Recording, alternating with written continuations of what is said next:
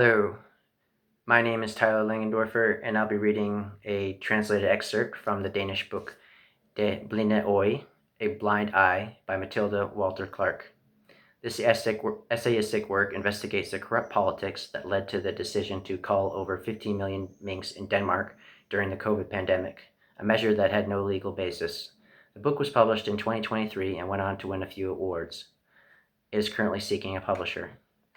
This excerpt is taken from the very beginning of the book, where Walter Clark describes the moment that she first heard about the mink cull that was supposedly being carried out to protect humans from the COVID virus. Now I will start. In November 2020, without prior notice, the evening news began to show a series of images of something on a baking rack that resembled bread dough. It would turn out not to be dough, however, but mink. I was sitting at our dining room table, absorbed in unexpected translation work that dragged on, and it took me a few moments to understand what I was watching. In the close-ups, the mink bodies, maybe 50, maybe 100, were being tossed with practiced movements onto sheets one by one. All filled with mink, the sheets faded away, Escher-like, into the background. Why were there racks with minks piled onto them? Were they destined for the gas oven? Were they sedated or dead? I felt like I had barged onto a theater set without even realizing I was in a theater.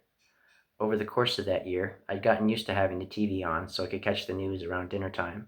Before then, I had been a bit like Henry David Thoreau, who in the middle of the 19th century relocated to a forest outside the town of Concord in the U.S. state of Massachusetts, where he read books, wrote, grew green beans, and, so he claimed, didn't read any memorable news.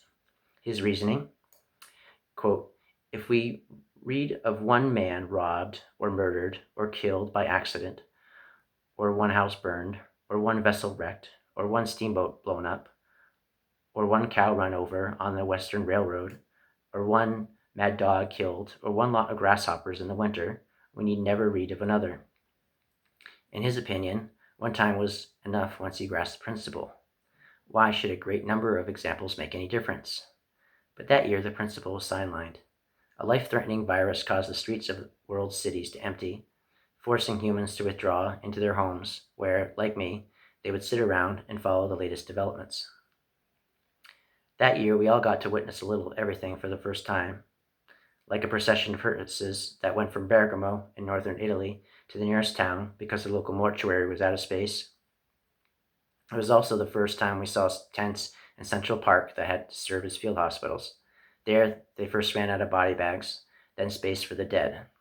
We'd seen the corpses pile up, the stacks of coffins that were loaded onto ferries and shipped to the mass graves on Hart Island, and the images had been as unreal as anything our imagination could have contrived at some late-night hour.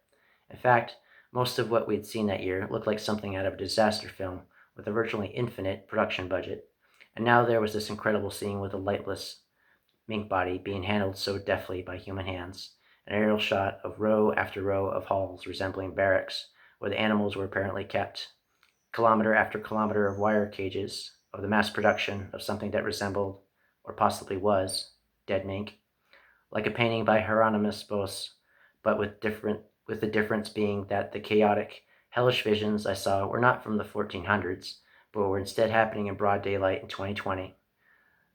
So well arranged and organized, rational and logical, that they could have been a spreadsheet brought to life.